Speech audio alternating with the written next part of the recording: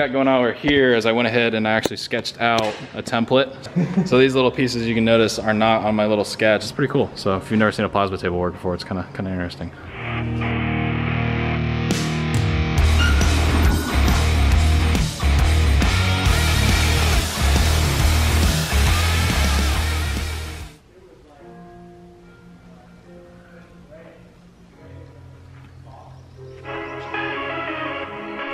Alright, so we flipped the frame over, took the front cradle off so I can do some welding up there, as you can see. But back here, I kind of skipped ahead through some of the boring stuff. That's basically what I did. There's a giant piece of metal that goes right here. I think this is, no, this is backwards. But you get the point. So pretty much it opens up. Cut that out. You don't need that. So the reason I cut that out is I wanted a flat 2.5 inch section. If you remember, the frame kind of opens up right here for shock clearance and stuff. But since I'm running a 4-link, my coilover is gonna be like over here, so I won't really need that. I made it so it's a straight edge, so I can just take a piece of 3/16 and put it right in there, box the whole frame in. It'll be really easy. I did the same thing on the other side, you can kind of see. So now I got a nice blank canvas to work with, and then took all the old leaf streak perches off, did all the dirty work already. And then I went ahead and it kind of bulges out right here a little bit. Cut that out, made this 2.5. Basically I just made the whole frame 2.5 inches. So then it just is symmetrical and then it's easy to put my plate on. And then we did finish these. So as you can see, one of them's flipped for one side versus the other. This one, all the other, well, it's upside down, but yeah, it's gonna do that. Here, let me flip the frame over. Okay, so after a bunch of cutting and welding, this thing should go relatively right here. You can see it mates up, follows the line of the frame perfectly on the front and the back, so I can just weld it right here all the way around. And then you can see these holes. So we went ahead and we made these holes specifically first for that one rivet which holds that cross member in. I punched that rivet out because if for whatever reason I need to move it and this is welded in, that's gonna be like impossible to get out. So I just decided to go ahead and get rid of it now and put a bolt in it if I decide to keep it. But we'll weld the perimeter of that circle, weld inside of this circle. There'll be a tube in there. This is gonna be plated off. Same on this side. And then it'll pretty much be welded all the way around the outside perimeter. And then we'll box the whole thing in. Then when we're done, we'll be able to cut the inside of the frame out here in the center and the whole thing will stay straight. So that'll be pretty nice. So really the first thing we need to do is just line it up and center it and tack it. We've already did all the dirty work, so it's already got those 2 little dimples that I showed you. So we're just gonna mark it up and center it off of that. Tack weld the plate on the outside and then just kind of build everything, the 4-link and everything off of that, because everything will stay centered off of that. So we're just gonna start putting all the puzzle pieces together. This video is sponsored by F100 World and F100 World Build It Your Way. These are 2 of the most incredible pages on Facebook if you're into Ford trucks. I cannot stress this enough. There's over 40,000 people willing to help you with anything from stock rebuilds to fully custom tricked out trucks. Or if you're just trying to figure out how to rebuild a carburetor and get your 351M to run. There's all sorts of stuff like that and everyone's willing to help you on anything you're looking to do. I use this a lot when I was working on with my 5-speed swap, as well as putting bucket seats in my truck. I went ahead and I put a post up. I had a total, basically a forum coming down in the comments of over 30 comments on one picture, just kind of walking me through everything that I needed to know.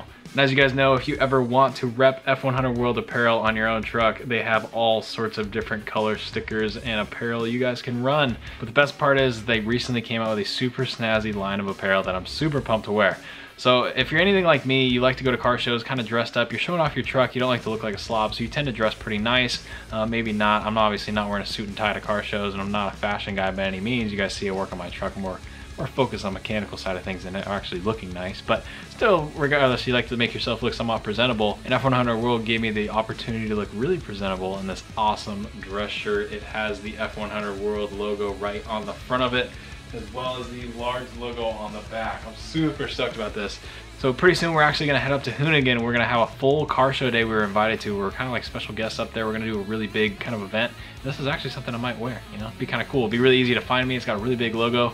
And the best part is if you guys wanna pick this up for yourself, you can head over to F100 World on Facebook or F100 World Build It Your Way. There's plenty of posts about these shirts. You can get this in any color shirt as well as any color logo. So if you want a red shirt with a blue logo, you want some crazy stuff like that, all you gotta do is message Craig and he can hook you up with any sort of color or combo that you're looking for. But once again, I did want to give a massive shout out to F100 World for sponsoring this video. It wouldn't be able to do the things on this channel without them. So big thank you to Craig over at F100 World. I do want you guys to go over there, check out the Facebook page. Like I said, it's free, just join. You can check out all the forums and crazy things that you find on there. Really, really radical builds, anything from stock to blown F100s, all sorts of cool stuff. If you have a question with your truck, feel free to post it. Anybody was willing to help you, and everybody's willing to help you. And you can also get cool apparel for your truck as well as apparel for yourself. So go out, check that out, and let's get back in the video. So you can see I got some tacks on it now.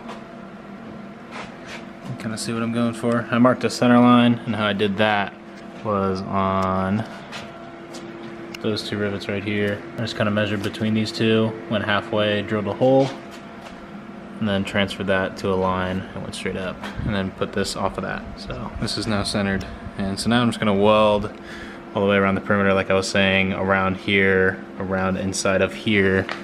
We'll do a weld, and then same with this one as well. Oh wait, there's no rivet there. And then the perimeter down here and all the way around here. So I'm just gonna go welding.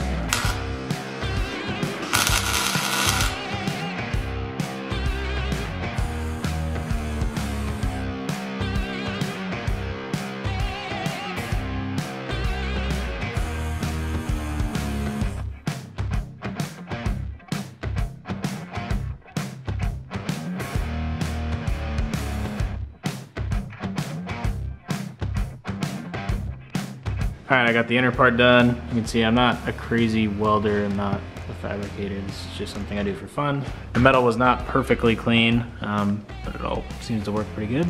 So you can see kind of what those holes are going to use for. That's not even cleaned up. Once I clean up, it'll look a little bit better. Yeah, I'm pretty happy with that. I'm going to do the other side. Alright, so I just got started on this side. I'm just gonna run through this really quick because I know this video is gonna get pretty long pretty quick. I took a 2.5 piece of angle iron to stick it in between these two so I can make sure they're super even. And then I put levels pretty much all the way across it just to make sure the thing's still level all the way across both sides, you know, stuff like that. And then I had a friend help me hold this thing just because there's nothing to grab because there's no bottom on the frame yet. I still have to make that. Kind of held it there, tacked it, measured it, checked everything out, put that tube in there, you know, and then we checked everything to make sure it's level, and you can see it's very level. So I'll probably do a pass on the bottom here, a pass on the top, and then a pass in the center. You shouldn't fill that in, but I don't really have a plate of 3/16, so we'll probably end up just filling that one spot in. And then over here it's a little bit gapped, so I'm just gonna have to go back to the drawing board when we do this, maybe for a future truck to make that a little bit larger, but the front worked really well. So I'm gonna go ahead and kind of get that all welded up, and then we'll be able to take measurements for the top and the bottom plates. But you can see how it's coming together pretty well.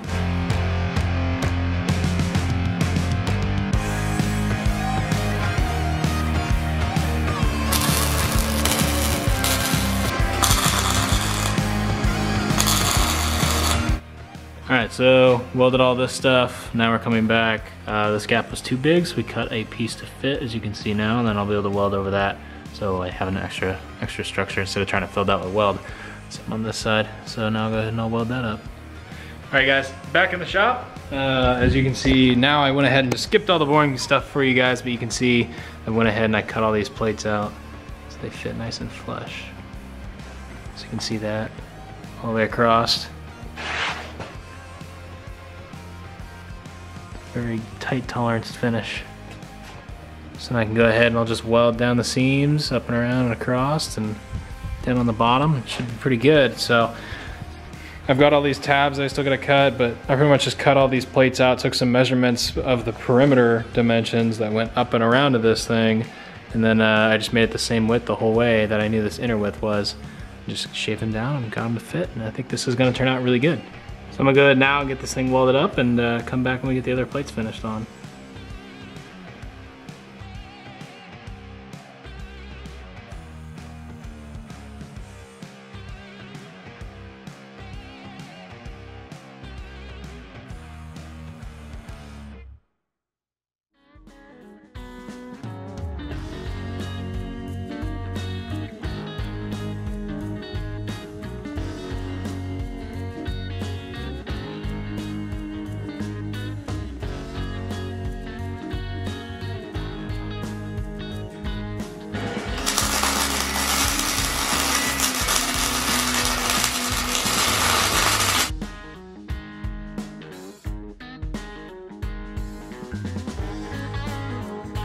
Alright, got one side done. I'm pretty happy with it. Looks alright. This thing is so overbuilt, being overlapped on the frame and then having 3/16 all the way around and then overlapping here and then overlapping here, and I think I'm going to put another plate right here. I can't remember if I designed that or not, to be that way, but I'm decently happy. I don't want my welding police to come out. All right, so I've done this so far. I just want to make something very, very clear. I'm not a certified welder. I know my welding police are gonna come out and tell me, don't trigger weld, don't do this, don't do that. It's not penetrating, it just looks like crap, it's not right. I'm self-taught, I've never done anything big like this before, and I've tried 3 different styles of welding on this one piece. And the one that seems to work the best is when I have a triangulated gap and I can fill the gap in between the 2 pieces of metal. It just seems to work the best for me. The way I'm designing this entire thing is with a panel that goes across the top that I can take off of the bed so you can see the whole 4-link suspension and framework. I want it to look half decent. I'm sorry if you guys are not liking the way that I'm welding this. I'm thinking for my first time doing a frame, it looks all right. What we are gonna do is flip the whole frame over when we weld the bottom, and inside of the step notch, I'm gonna weld it normally. That will help with the strength, that will get rid of all the questions that it's gonna break. Keep in mind this is 3/16 on top of the frame like this and then welded. There's absolutely no way this is gonna break on a street truck. The way that I've designed it, so I don't think it will break. There should be no reason it should break, ever. So, just wanted to address that. Please don't light me up and write me a paragraph how I suck at welding. I know I suck at welding. I'm just gonna put that out there. But I still built it myself. That's all that matters to me. So, I'm gonna weld the other side and we'll finish this video off. Okay, so since the last time you guys saw it, I went ahead and I finished boxing in for the most part on both sides, as you can see. The top's done, bottom's done. I remade part of the frame that I cut out because, as you guys remember, it was all opened up right here for shock clearance. So I took a plate, made my own part of the frame, continued the frame downwards. As you can see, I did the same on both sides. So now I have an even frame rail going all the way across, and I welded that all up. Pretty happy with the way that came out. So now today, I'm gonna go ahead and actually cut the frame. We're finally at that point. So I'm gonna go take a hacksaw just because that tool's probably gonna be a little bit easier to use. Just go straight down the frame here, both sides, and then I'll be able to go ahead and just take my plates that I have pre-cut, put them in there, and then weld them. So it shouldn't be too big of a deal. But yeah, we're gonna go and get these things cut out real quick.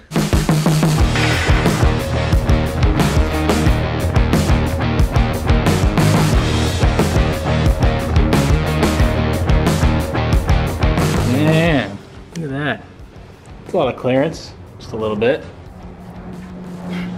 Looks pretty cool. Now we're gonna go ahead, just smooth it down, make it to where I can weld the plate to it, the actual plate that's supposed to go on here, and then get the thing all boxed in. I got a couple plates that'll go in here like puzzle pieces, and it should turn out pretty nice.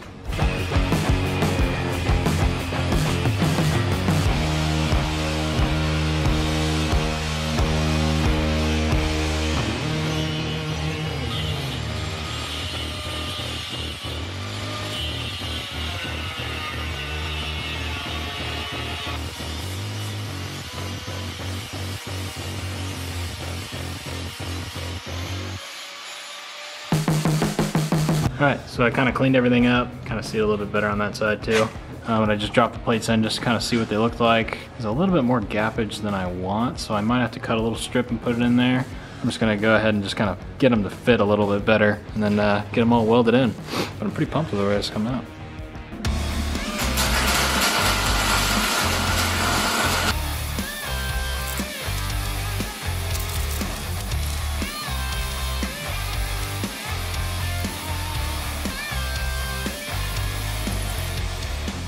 Okay.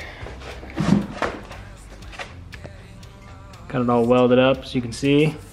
Pretty happy with that. I'm not a welder, I keep saying this over and over again.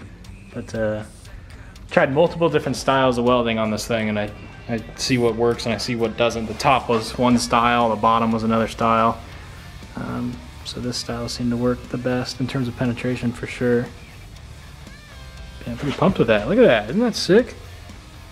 All right, so super hot, tired of welding. So we're gonna go ahead and flip the frame over, close this video out, finish this thing. Okay, so our frame is back in one piece, or right side up, I should say. But it's done, look at that. It's all finished up. See the welds on the bottom, everything looks good. It's all structurally sound. The new frame is welded on the bottom.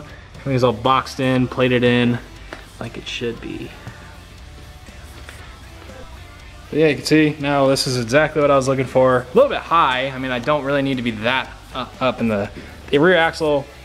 Probably gonna be like right here in all retrospect. It doesn't need this much travel. But the way I see it, like I said, we can raise the bed floor up.